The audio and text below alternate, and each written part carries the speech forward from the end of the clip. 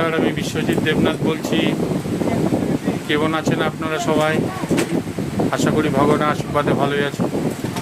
যাই হোক, আজকের যে মেন কথাটা আমি বলছি, কিছুদিন আগে আমাদের শিল্পপতি মুকেশ আম্বানির ছেলের বিয়ে গেল।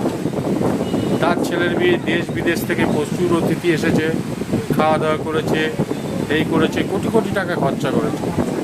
কিন্তু মুকেশ আম্বানির ছেলের বিয়ে এত কোটি কোটি টাকা খরচা করলো, এত লোককে খাওয়ালো, তার খরচাটা কি আমাদের দেশবাসীকে দিতে হবে?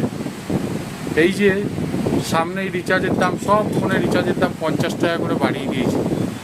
এটা কি ঠিক করেছে? উনি ওনার ছেলের বিয়ে খরচা করবে আর আমরা শোধ দেবো? এটা তো মোটেই ঠিক না। এই ব্যাপারে আপনারা কি বলছেন বলুন? আমাদের নিমন্ত্রণও করলো না, খেলামও না, অথচ 50 টাকা করে প্রতি মাসে চাঁদা দিতে হবে ওনার ছেলের বিয়ে। এটা কি ঠিক? একদম ঠিক না।